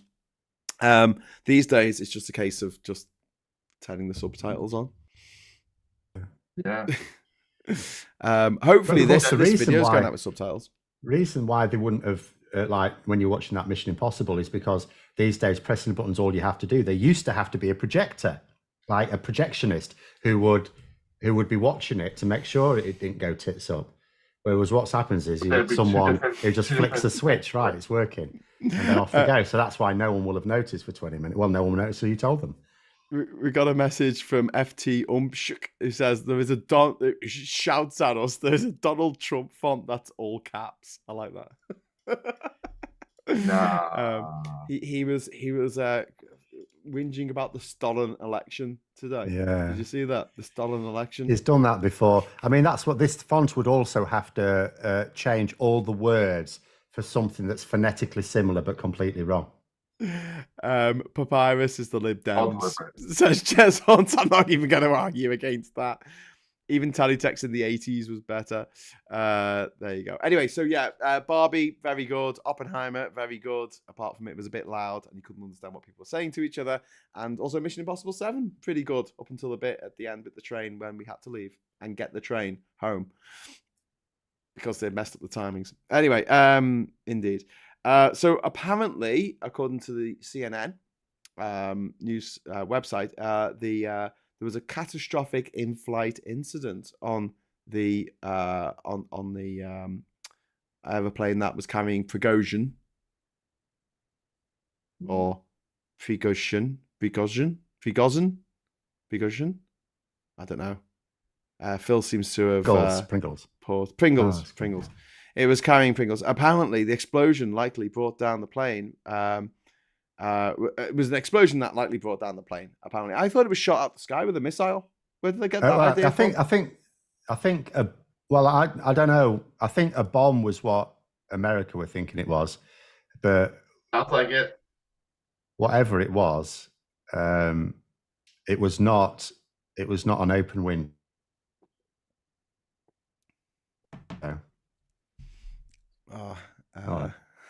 There's a Super Tansky font that auto corrects everything to fuck the Tories. I like that. That's good. Being There is Gorgeous, says HK. There you go, old Peter Sellers film from 1979, I think, where he plays, was it Chauncey Gardner? No, he's a gardener and he runs for president, and everyone thinks he's really profound when actually he's not. He's just a bit dim. Yeah. Anyway, great movie. Sounds very familiar. The last few years. Did it win awards? Didn't it win the Oscar or something? Like beat Empire Strikes Back or something? I don't know. Indeed. To be fair, a missile causes an explosion, says Jed Hunt. Someone filmed it. You don't see a missile, but I don't really pay too much attention. Says Vendetta. Just generally a bit of a worry. Going back to beer for a moment. Heineken have sold their Russian business for how much money? Anyone know? A pound. Yeah, a $1. euro. Less than a pound. $1. A US dollar. And I know. I think the rest of the rest of humanity are having trouble. That says reconnection successful. Okay. That's a YouTubey thing. No, it's my connection's not doing so well. It's because of. Oh, there you go. FT says I think it was Sellers' only Oscar nomination.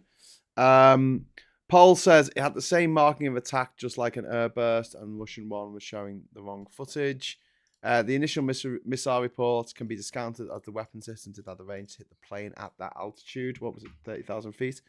Yeah, indeed. I don't know. Anyway, back to the what's been happening in the news. Did you watch the cable car rescue in Pakistan? I saw some.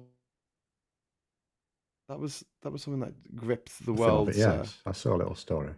Yeah, that was pretty insane. And I saw they were leaving them there, people in there overnight or something. They were there a long time. They were there for a very long time. Yeah. But they managed to escape eventually. No one died.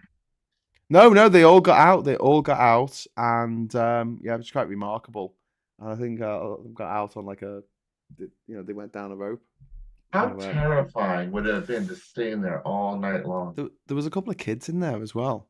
Yeah, but any rocking or movement would have just scared the living daylights out of you. Yeah. I saw a story like a week ago about a couple of refugees who hid on the rudder of a cargo ship, and they were on it for like 14 days on the rudder. It's like how were you on a rudder of a what? Did you sleep? How did any? I don't know. To the toilet. Well, that wouldn't have been so hard. You could just pee off the side, but yeah, trying to be asleep and. What if the rudder moved? That doesn't sound real. They're bloody big rudders though. And if there was a space that was like flat on top of it, I don't know. Mike Organ says Peter Sellers, 3 nominations, no wins. Well, hope springs eternal. He might win next year. Only as an AI, Peter Sellers. I thought he passed away. He did a long time ago. Yeah. Long time ago. Like all the good ones. There you go. He was nominated for Strangelove. Well, there you go. Well, he played half the cast. That's fair enough. Fruitback, it looks like the smallest kids last. Wonder how they decided the rescue order. Fascinated by that. Very, very tough choices. Do you know what? Interestingly, they do. I've been in a couple of interviews before where they give you, it's quite a common thing to be given you to test your decision making, where they tell you that there's some disaster and you can rescue one person at a time. Yeah. And the water's coming type thing. And they give you the profiles of the various people that need rescuing, and they sort of make you discuss amongst yourselves in which order they should be rescued. Shit. That makes sense. Oh my God. I wouldn't like that responsibility. They left the kids that were lighter in there and took the heavier people out. Maybe, or yeah, it may have been. They're more likely to be able to, hang on or whatever. Well, the lighter people or maybe, it down. Yeah, I mean, there could have been, it could have been all sorts of reasoning in it, or it might be the kids didn't have enough money to bribe the chief of police. Who knows? Yeah. Mike saying that I don't believe about the story about the rudder. They look fresh when they were supposedly found, and which is impossible. I was in the Royal Navy, which I agree to a certain extent, but I think they went back to pose for the photograph. Just because they were a bit fresh. I thought, that's been... And do you know what? If you're going to rescue some people from a rudder, you wouldn't say, oh, just wait there and I'll take a photo of you before we rescue you. It's not... No, I think that would happen. I don't know. I would ask if there were any Tories there and then leave them till last. That's what Vendetta said. Wow. Are there any Tories here? No. Yeah, Fruit Bat Cat says, that's horrible. Rather draw lots. Glad they don't have to decide that stuff. Well, if you're a medic or a doctor, Well, you have to triage. also, the aim would be to get everyone off, and sometimes it can be a case of, which are the ones who are more likely to survive being left to last. It's not always about who are you going to risk to die, although it can be that as Something fascinating about sort of situations in which well. people are, trying to get back to, back to civilization in some kind of disaster scenario. Women have a much better chance of survival than men, because apparently women are less likely to give up. Huh, Funnily enough. I didn't know that. So Scott, are you going to buy a T-shirt with mugs with that mug, Donald Trump's mugshot on it? I think I'm going to save my money on this occasion. It is hysterical, and I do like the trolling element of it, but I despise him so much. Like, can I deal with having his face on me? No, No. no. No. I mean, I just want as few photos of Trump as possible. I have the same thing with Boris Johnson and Suella Braverman. I don't want to share their face. Their faces offend me so much. Yeah. Like, if there's a news story about them, I want to share it with people and get them to click on it. And obviously, if you just put the link in without the picture, no one's going to click on it. But at the same time, I don't want people to go, Jacob Rees-Mogg. You're scrolling through on your phone, and then you see. You don't want to trigger people. It's like a spider has just crawled onto your phone when you see a picture of Jacob Rees-Mogg, and you go and you kind of like drop it. That's what I do anyway, because it's just so horrible.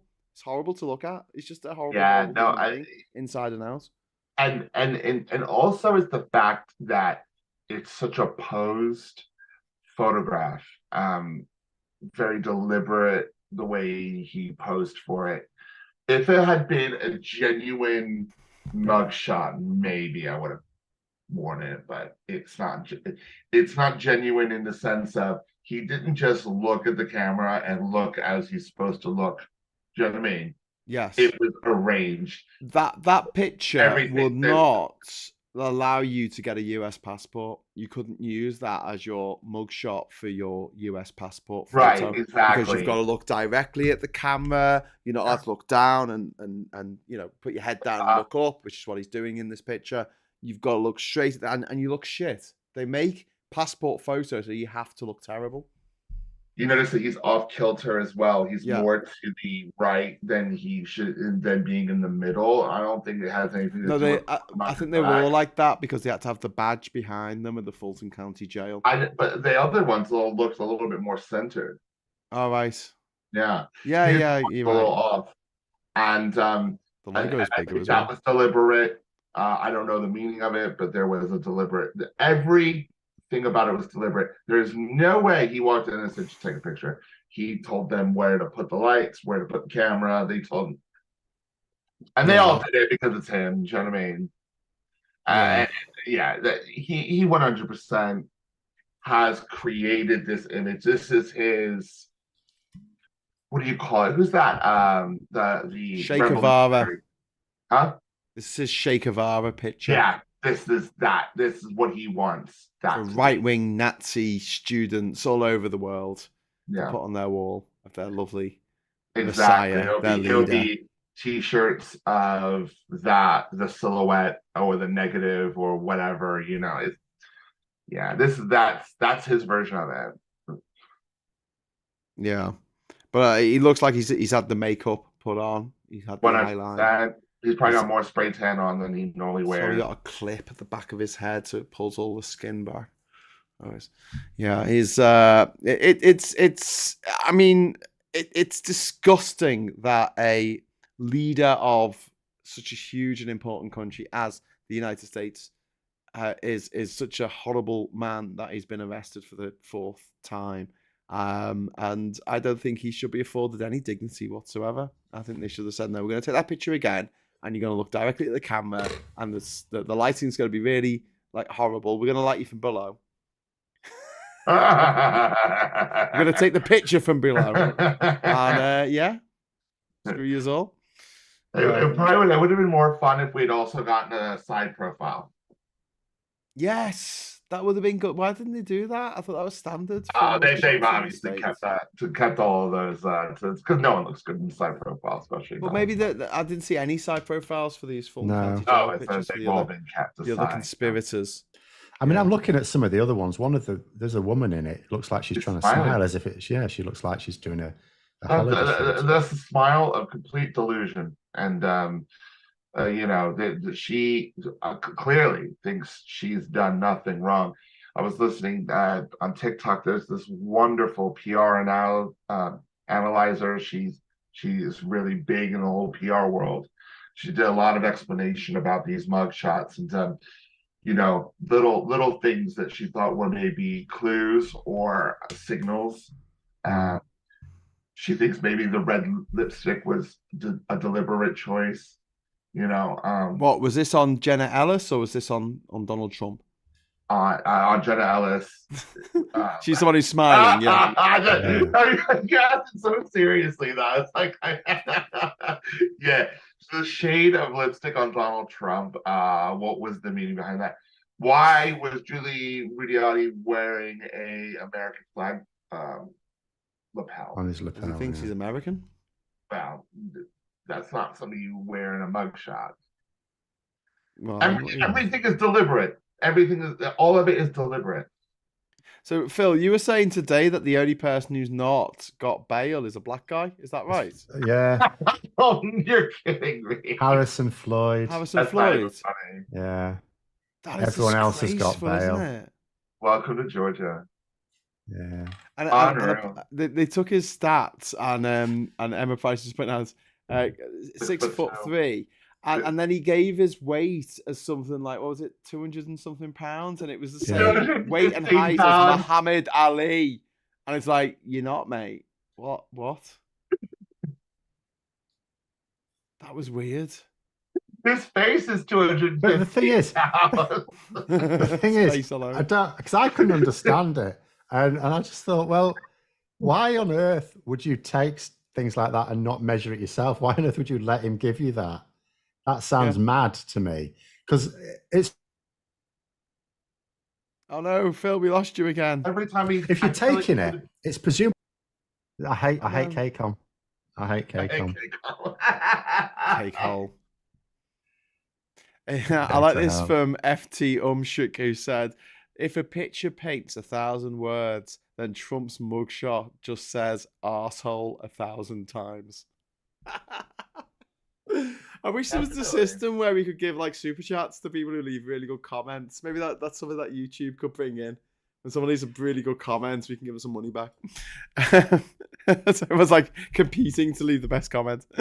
They were allowed to fill the form in pre-arrest, and he was not weighed, apparently, according to Paul.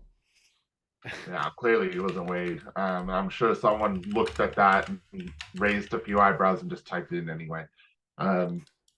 Yeah, it was probably one of his assistants that did it because they didn't know how much he actually weighs. I'm sure he hasn't weighed himself for a very long time either. Yeah, pretty sure about that. And the man literally is a walking bag of hamburgers and fries from McDonald's. How is he still alive? I have no idea. How old is he? He's like 73 or 74. Because he goes on about Biden being really old, and it's like, mate, he's in the year above you in school. That's like it. Yeah, no, he's 73, 74. No, he's 77. Right. He's 77, so if he wins this election. Yeah, he'll be the second oldest president ever. I think it's something like that. Yeah. Yeah, which is funny because that's one of the main criticisms of Biden, right? He's too old, he's senile, doesn't know what he's doing. But Donald Trump isn't that much younger. And he's very unhealthy. He's very overweight. Yes. He keeps having these moments where he kind of loses whatever the hell he's going on about. Take that common sense down right now, Phil. I will not have it. Oh, mate, what is that? What? How long What that are you taking doing on my stream? to see that? Mate, you give me post-traumatic stress disorder here from when I was in that He's the African one with bloody jail post-traumatic. for a week. You know there was 11 of us in that room that was designed for one. It's fine. I'm over it now. It's okay. I'll go back to Cape Verde. Was this when you were in jail in another country? The first time I was in jail, yeah. What country was that? Cape Verde. The second time was in Congo. Yeah, that was fun. By fun, I mean deeply traumatic. But yeah, my release papers were in Comic Sans. What was that like to be in a room? Just 11 strange men who were criminals. Well, no, it wasn't. It wasn't. We weren't strangers. We'd come across in a boat together in a pirogue. Oh, you knew everyone in that room? Yeah, but Oh, none of them that's could all right speak then. English, Going to and the I toilet couldn't must speak be weird, though. Senegalese. And all of the police officers were talking to us in Portuguese, and it was just it was it was difficult. How long were you in there for? 6 days. Until they invented Google Translate. Yeah. I'll still be in there right now if one of please. the coppers hadn't taken pity on me and given me his mobile phone so I could text someone and say, "Hey, I've been arrested. Can someone get me out?" How did you all go to the toilet in a room that's designed for one? Because there was like a squat toilet in the corner of the room.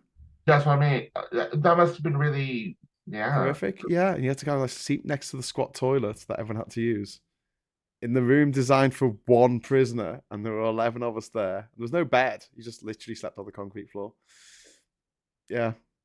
But, you know, Comic Sans. Oh, how we laugh.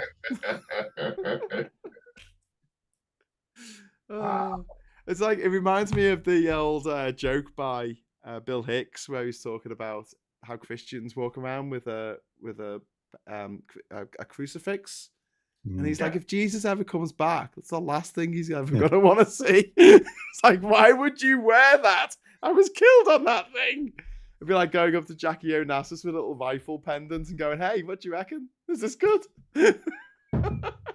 Does this get me in? Boring. Good point. No one thinks about that sort of trauma. Yeah. When Mike Higgins in the chat saying, when Trump turns up for trial and isn't the height and weight stated, he should be locked up as an imposter. Well, he's facing far more serious charges. Yeah, but if you can lock him up, this is the thing. Do you think that he will get locked up before his actual trial for contempt of court? I think it's quite difficult, isn't it? Because in America, it's incredible. It's much more tribal than it is here, isn't it? Isn't that? Wouldn't it create a huge potential in a country where they encourage ordinary citizens to be armed? Wouldn't that cause a bit of a problem, locking up their Messiah?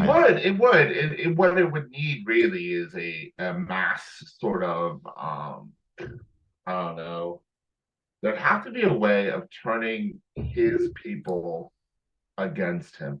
There would have to be a revelation that would turn the MAGA people, put them either off MAGA or turn them against MAGA, for the country to imprison him without their breaking out into some sort of civil unrest. Yeah, because I don't think there's that many people who are going to put their lives on the line for him. I mean, we saw them going into the Capitol building. No, I can envision that happening again. And, yeah, but there's not that many people. But it's not that many. Yeah. But I think, I wonder, since that, how many have, I don't know, converted over to it. Maybe I'm being naive by the amount of actual people that are still supporting him, but apparently his poll ratings are pretty good. And well, no, the point is that they've not changed. This is the thing. You look at his poll ratings in January 2021. His poll ratings now, his approval and disapproval are exactly the same. Exactly the same.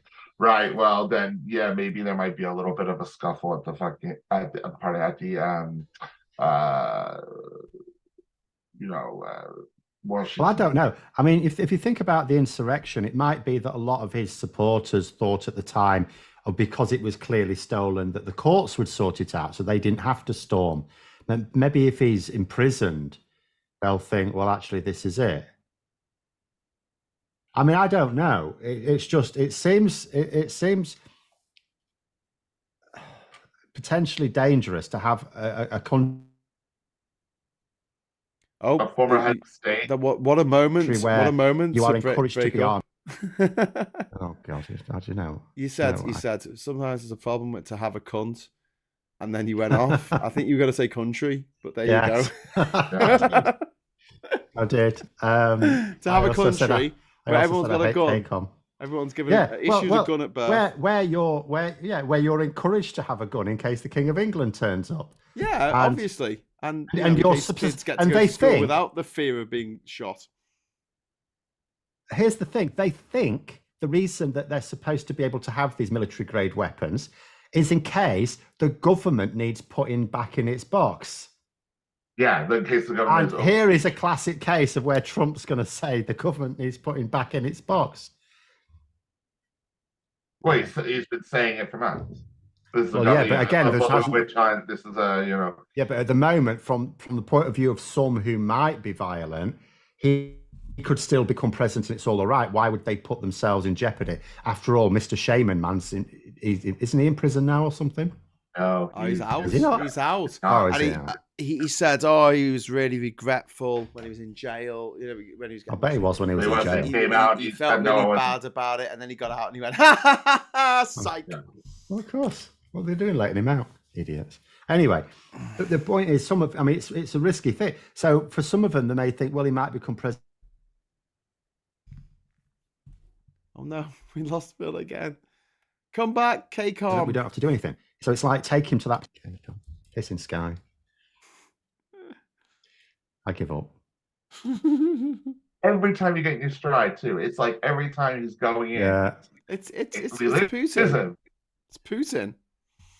Putin would want us to talk about Trump. We have to talk about Trump because he's unfortunately in the news. Do you know what would be really great? If he just fucking died. Well, you'd never see him this could again. happen. He could great. just choke on a McDonald's It'd be hamburger. a martyr. Do you know what? I've gone through many years never seeing a picture of George Bush Senior because he's dead. So you just don't see too many news stories about him. Yeah, It's like but the he first didn't thing have you a, do. he wasn't a cult leader. He wasn't Yeah. a cult leader. The thing is, Nowhere near. in the morning when I wake up, right? I You put on your makeup. I put on my makeup. I tell Catherine that I love her, and then I go and check what's on the news because usually I'm gonna be doing the morning brew, and I've got to decide what to talk about for morning brew. And the first news story I see is a picture of Donald bloody Trump or Boris Johnson. That's it. I'm in a bad mood for the rest of the day. It's like waking up to a Coldplay song or something. I'm just like, oh, that's it. I'm in a foul mood now, and everyone is gonna have to feel my pain. And I just don't want to have to see their stupid, ugly, idiotic, cheese-brained faces ever again. I'd be quite happy not to. So yeah, sorry for being so harsh, but he's 77. that, but, he's every he's so had often too many they'll put- cheeseburgers. He should be on his way out by now. You say that, but we still see Diana occasionally on the front page of a paper. She's been Oh, gone. she for wasn't 30 too years. minging, especially after a nose job. No, but what I'm saying is, people that hit this, I don't know if the zeitgeist is the right word, but the level. Like you still see pictures of Thatcher and Reagan. Right. Yeah, but not There's very people in often. the world that are just beyond that now, that will always have a place Yeah, we within do. the pop culture for the next 100, 150 years. Oh my God, really? Do you reckon Yeah, she's yeah. gonna I keep mean, we'll turning up? die. Well, we will be on our deathbeds and we will see a picture of Donald Trump in the newspaper. And he will have been dead for, 50 years. That's really depressing.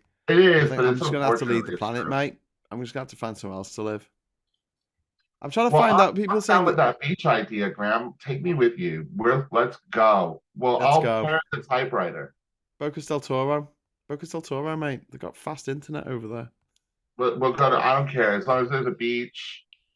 And Going underwater though. if there were a couple of cute guys there, I'll be all There's right. lots of cute guys, mate. There's lots of it's got surf beaches on, so they're all just running around in their board They're all shorts. surfers.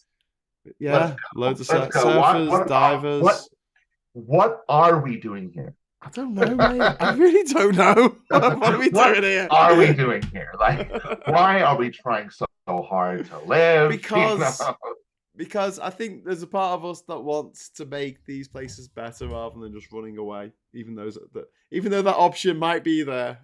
It sounds so good right now. I was quite happy to travel and to live in Australia and live in Panama when it looked like things were going okay in the UK, which they were from when I was 18. Like Labour got in, the economy was booming, people had houses to live in. People could afford to buy a house. People could afford their energy bills. People were going out and having a good time. We got the Olympics. That's the one thing I think about is Liverpool got a new city so centre. funny. I think to myself, if I go and move and live somewhere else other than London, right? I think where would I go? Every time I'm like somewhere where I can afford a house. Yeah. That's just, exactly. it shouldn't even be like that. Yeah. But it is. It is like that. Oh. It is like that. So is Phil all right? Have we lost Phil again? He seems so frozen. Or he's looking. I think Phil has given up vocally. I refer you to the two messages above my head. I can't read them. They're in some weird language. Oh no, right, it's just a okay. weird font. But it's getting on a bit, and I'm gonna go to. I've paused. Yes, it's just coming up to 11 o'clock, so we're going to call it a night. Sorry we didn't get Super Tansky on tonight. She couldn't make it the last minute. And also John Mortar, who was actually in the chat before, can't get on because of internet problems, Phil. So you're not the only one. There you go. It's all Paul's. It's not me this time. It's all Trump's fault. It's all Boris Johnson's fault. It's definitely Boris Johnson's fault. We've got shit internet. Yeah. It's all Margaret Thatcher's fault, actually, because we were going to get fibre optic broadband everywhere around the UK in 1990, but then she said, no, we can't do that because it would give British Telecom too much power, and I believe in privatisation. Yeah. Well, thanks to her privatisation, when Kcom is screwing me over, I can't say to them, well, stick your thing, I'll go with your competitor, because they ain't got one. Oh, wow. Because that's what privatization is. When it's public services, there is no competition. Public. Supermarket's different. Yeah, supermarket's different. I can go somewhere else to get my groceries. Can't go anywhere else to get my internet. Or your water. Or your gas. Or anything. Or a train. Yeah. Or a train. There's not even real competition for train. Which one goes at the time I need to get it? Which one goes to the destination? Which one does that? Which different train companies go through your station? Somewhere else. There's two train companies that go through my station, but they go to the same places. Yeah, well, I would like that. That would be great if I had a bit of options, but it's the prices are the same. The prices are the same. Unless I'm going to Liverpool and I have to take the TPE, the Trans-Pennine Is that Express. that little underground train you guys got there? Sorry? Is that little underground train you guys have up there? We have a little underground train, yes. What do you mean, Liverpool or the whole of the north? Liverpool. Liverpool, yes, we do have a little underground. I went on it once. Yeah. It was weird. It's very cute. I'm such a tourist and so ignorant. The first time I went to Liverpool and my friend took me on that from the station to Lime Street. To like the middle of town. You have to get on this this little underground train. I was absolutely fascinated. Oh my god! Four stations. So the worst underground line ever. That's not the worst, but it's very small. It's very small. Glasgow's got a little mini underground as well. Has it? Oh, I would have never known that. They do mini undergrounds around the country, like one line. Doesn't really go anywhere. Anyway, thank you so much for joining us tonight. Thanks to Phil. Thanks to Scott. Thanks to everyone who tried to get on to the Labour Social tonight, but was scuppered by various problems, not least the internets of various people. I don't seem to be doing too well tonight. Not mine's not been great. We've had a couple of dropouts on here as well. No, just you kicking your microphone out of its socket. We have dropped 30 frames out of a few thousand, so it's not that bad. Anyway, Phil, you can get Vodafone interweb, which goes through City Cable. That's from Vendetta. Okay. I've got Vodafone, it's shite, so I have no other. Nope. You can't even tell us. Even can't even tell us that is internet can't even shit. tell us about it. Anyway, thanks for watching. Phil will be back on Sunday at 4:00 with his Labour vision about the next Labour Party. Have you decided what you're going to do yet, Phil? No, between two. It's between two. I shall decide tomorrow. Be a surprise. And then I'll be back on Monday at 9:30 for Morning Brew. So until then, thank you so much for watching. Thanks to all the Super Chats. Thanks to all the YouTube members and the patrons out there. And until next time, I'll say thank you and hello, good evening, welcome, and goodbye.